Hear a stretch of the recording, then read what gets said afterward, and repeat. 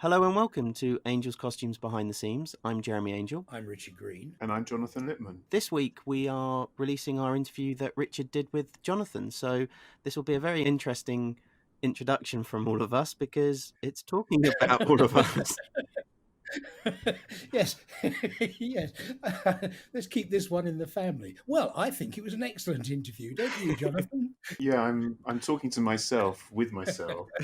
And I'm listening to you and to me. Interestingly enough, we were saying off air that when we first started these interviews, the brief was to keep it to about literally brief 15, 20 minutes. So this is a fairly short one. They've grown somewhat since then, haven't they? Audience, you'll be pleased to note that it is a short one. Yes, this is mercifully short. No, it's not mercifully short at all. It's a very, very good interview, and I enjoyed doing it. Well, I did want to actually ask Jonathan, and which wasn't asked on the interview, but we've heard from other people when they've said it when we've interviewed them. Did you always want to be a designer, or when did that moment come for you? Was that never an aim? Oh, it's a great question, because I was always told by the designers that I was costuming for, and that might have been Lindy or Marriott or Barbara Kidd.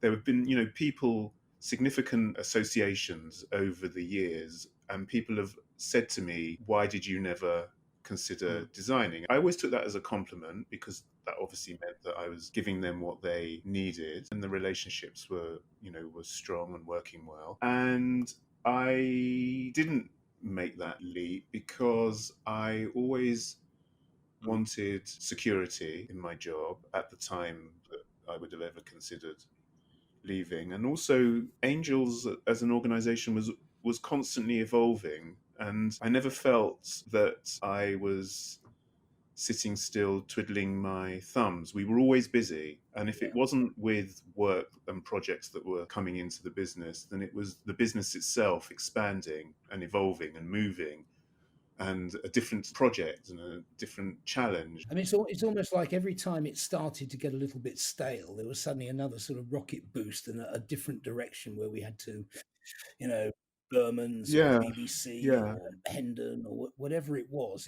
You're right, Jonathan, it never did get boring, did it? Because it was never samey. The projects were always different and challenging, but actually there were a series of challenges that came along periodic that kept both going. Yeah, it was a really unique situation, and actually, if the opportunity hadn't been presented to me in the way that it was, I would probably have not ever taken up the mantle. I would never have stepped into the arena.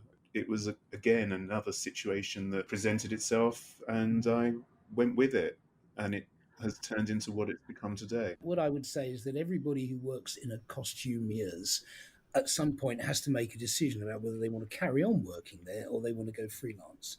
And we've all been asked at various times by various people if we'd like to go freelance. Would you like to come and work with me on this project? Would you like to technically advise on the uniforms on this particular series or whatever it is? And some people make the decision that they are going to leave and go on to have very successful careers. And some of us decide that we prefer the stability and the continuity, I suppose. And that certainly is the case in my case, that I never actually wanted to go out and risk my security. Plus the fact that Tim's always made it, extraordinarily worthwhile staying. What's the dream job for you, or design job? What's the one that you sit there and go, I'd love to get something that's X, or is there something like that? Or you're happy to see what offers come in and go from there? Or is there something you've always wanted, or since you've been designing, always wanted to design? I think what would be the most exciting aspect of working for me is the collaborative process. What I enjoy and what I take away from most of the projects that I've had the opportunity to get involved with have been the teams of people that I've worked with. I consider myself to be incredibly lucky that I've worked with a wide variety of people and had the best experiences with all of the people that I've worked with. And I think the combination of the last major piece of work, which was Fiddler on the Roof, the combination of working with Trevor Nunn and Rob Jones, and the initial work at the chocolate factory, the Menier Chocolate Factory, and then transferring it into the West End with SFP, Sonia Friedman Productions, and Michael Harrison, and just the combination of all of that and the process of how we got it from point A to point B was just the best experience that that you could ever have, and then to boot it be a piece of work that I've always loved. Yeah, does that answer your question? It does, and I think an episode we can do in the future, whether it's with you or another designer, I think what would be a fascinating listen for everyone is to actually speak to someone about, when we keep saying the process at the beginning and the setup and everything, actually go into what the process is, or how they start their research, and how that comes all together, how it begins, because I think that's a side of things people don't know either, which is before the costumes come, how the reference, where you go, what you look at, and all things like that. I think it would be a really interesting conversation with someone to look back and talk about it. It would, and the synchronicity and how everything falls into place. It's not alchemy. It's a combination of hard work and minds thinking along the same. Well, we hope you've enjoyed these conversations, and we've certainly enjoyed getting all your feedback. There's been several emails we've got through with comments about everything and some suggestions of who we could maybe speak to in the future. If you have any comments or suggestions, please email them to podcast@angels.co.uk, or visit our website, which is www.angelsbehindtheseams.com, or you can find us on social media. We're on Twitter, Instagram, and Facebook, and we are Costume Podcast. And here is Richard's interview with Jonathan Lipman.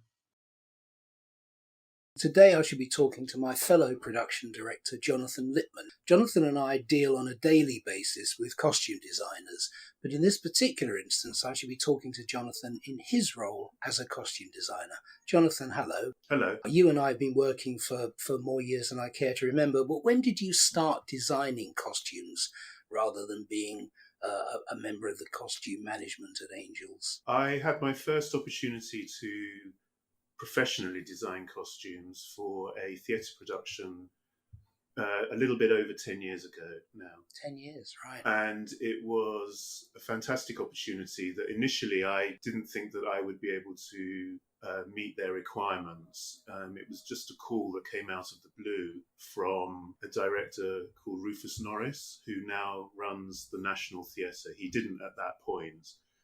He is someone that I had met through my day-to-day and going about the world within the entertainment industry. Right. But he had been recommended to speak to me for a theatre job that was being produced by Bill Kenwright, whereby the set designer, who was based in New York, couldn't at the point that they were having conversations, couldn't do both set and costume. Right, because quite often the costume designer and the set designer are one and the same person, yes, in theatre. Yes, in particular in the UK, you tend to get set and costume grouped together in terms of one designer. Right. And for some reason, in this instance, because perhaps the designer was based in New York, he was more familiar with the process of splitting set and costume, and he had charged with Rufus with finding somebody who, at quite a late notice, could step in to meet that need. And was that a period production? Yes, it was set in 1949 in New York. It was Clifford Odets, The Country Girl. Ah, okay. And was a national tour with a 16-week run in the West End. Okay, so that's the first one that you did, and I know that you've done others. I've been to see them, and I've thoroughly enjoyed your work, and I admire the work that you do with costume designing. But what initially excites and draws you to a project? Well, from a creative point of view, what excites me is what the production is about, the narrative. I've been fortunate enough now over the years to have had the opportunity to work on opera productions, theatre productions, straight plays, musicals, and it's the combination of the project and the director's ideas in terms of how that project is going to be presented. Right. And if you like, the availability check or the opportunity to join the team I'll be approached about that. And then it will be about knowing who the director is, knowing who the set designer is, and then the logistics of how it would work in terms of my position that I still maintain at Angels and what I can then give to the production in terms of my time and input. So all of those factors come into play. But initially, the first thing is the project itself. Okay, right. And it sounds slightly trite, but it isn't. Do you prefer designing for men or for women? Personally, I love designing for women. Right. Because I love the psychology of working out the process of clothing through narrative. And I've always found, out of personal interest, I've always found men's costuming something that I've always been able to do very easily. Women's clothing and the process of working with women, I find fascinating, intriguing, and complex. More of a challenge, I suppose, as well. I mean, Exactly. you work some pretty strong-minded actresses, haven't you? Sheila Hancock is one that would spring to my mind fairly quickly. Yeah, I've had some amazing experiences with actresses, and I would like to think that first and foremost, what I try and do every time is draw the performer into our world with the performer. I would never just present a fait accompli to any performer, but because I'm so much more comfortable with men's costuming than women's, I make that extra journey with actresses because of the complexity of it for me. Right. So it's very much a collaborative affair, and you need obviously to get them on board and on your side. Otherwise, notoriously actors and actresses have fairly fragile egos. Completely. So I suppose you need to recognise that fact as well. Historical accuracy. I mean, we have a costume house full of every single period you could ever want, but how important and how relevant is historical accuracy to period drama? I'm thinking of this trend of doing, period costume with a twist, meaning that you don't have to stick to the rules. Is that something that you condone? I think it's really important that the practitioner completely understands the historical period that they're working within. Right. And what the ramifications of that is for the aspects of the society to do with the narrative. Okay. So on that basis, I think it's very important that there is a nod to historical accuracy. But then, especially in theatre terms, theatre, opera, and perhaps more to do with live performance, I think that you can, knowing your historical detail, you can then expand upon that in terms of colour and shape within the detail of the period. Right. So basically, I suppose if you don't know the rules, you can't bend them. Exactly. You've really kind of put your finger on it. And it's much easier to get away with, if you like, poetic license or historical license in the mediums of theatre and opera than it is in television and film. Right. I think it's a lot to do with the way that a production that is performed live is viewed.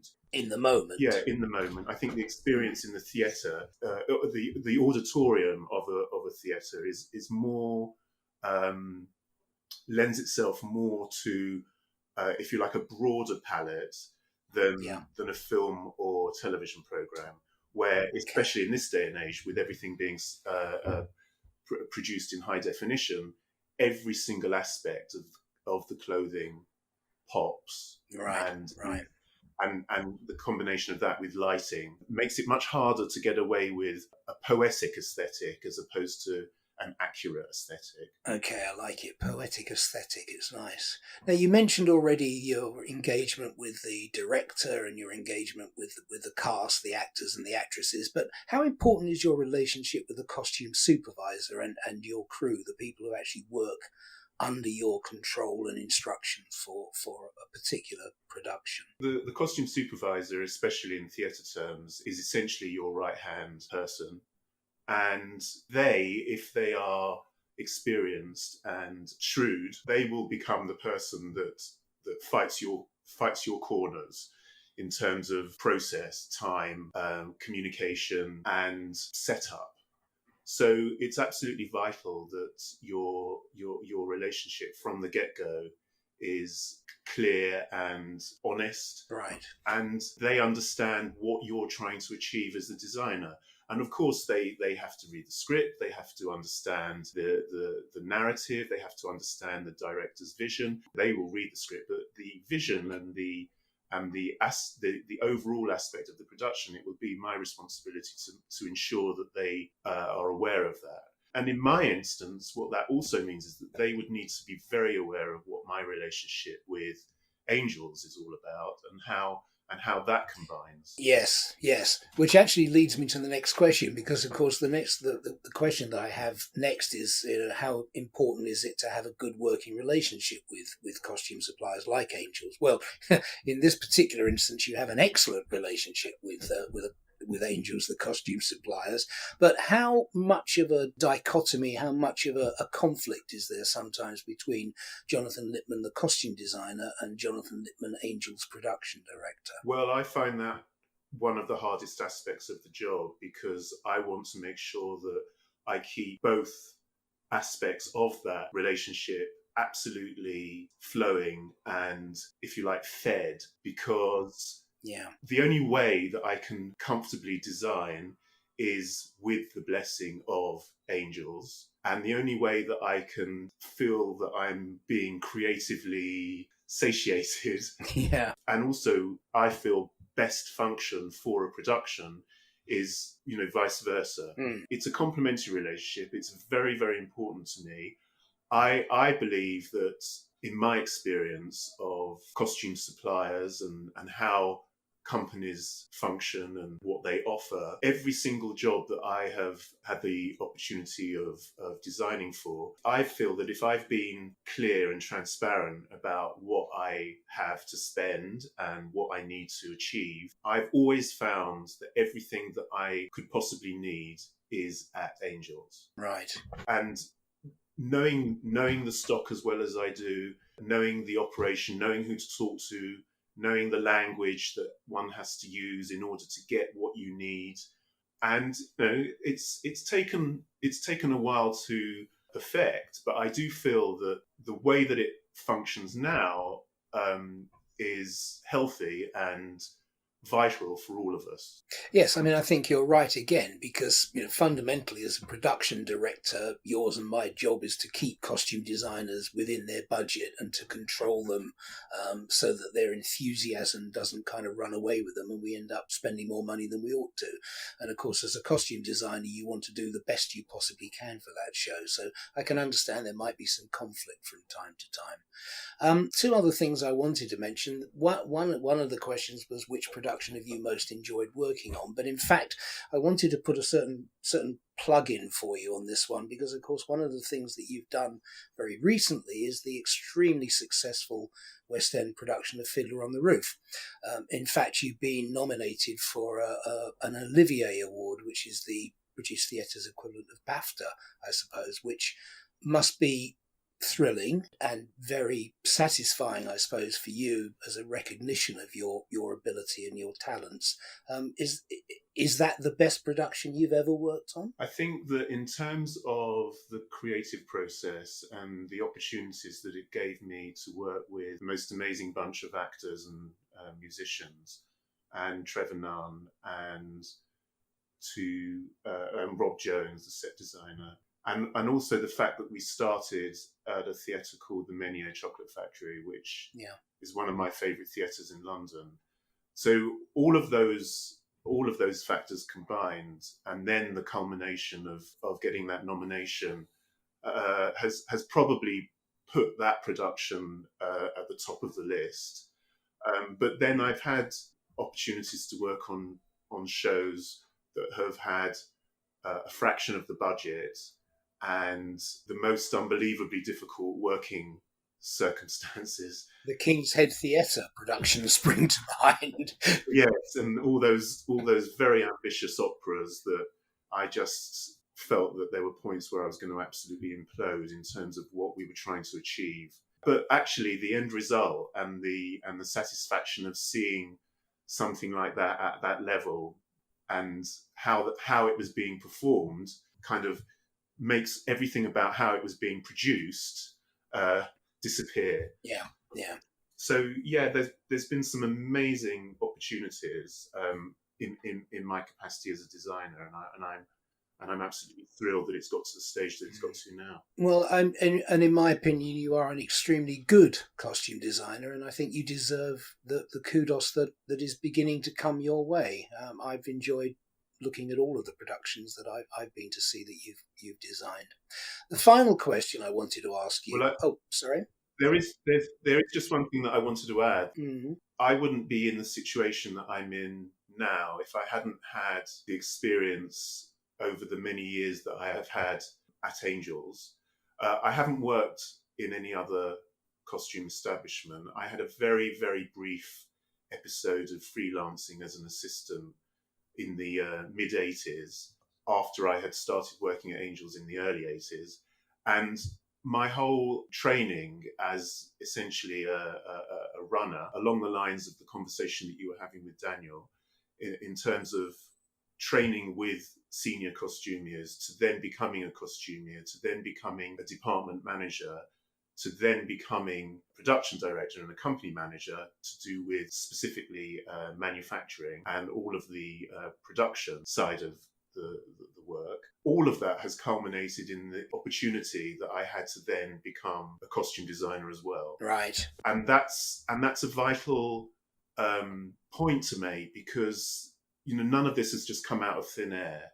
And it's taken me to the point that I was approached to become a costume designer. Prior to that, I had been, almost 30 years training to understand the process of costuming, and also to understand what it means to be a team player and part of a collaborative process. Right. Well, funnily enough, that kind of answers the last question that I was going to put to you, which was what single piece of advice would you give to someone wanting to become a costume designer? The answer seems to be put the groundwork in, put the spade work in, do your time, learn your shapes, learn your period, learn how to work with other people, and you'll be a costume designer, my son. Yeah, in the most simplistic but complex way, yes. Yeah. These things, in terms of building up relationships, in terms of understanding the job, none of these things happen overnight. No.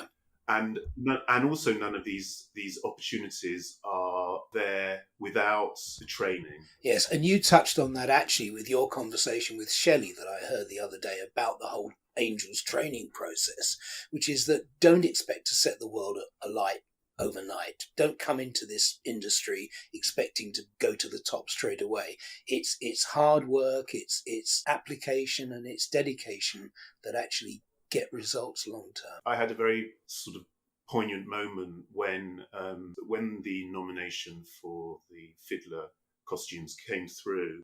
It all seems like a distant memory.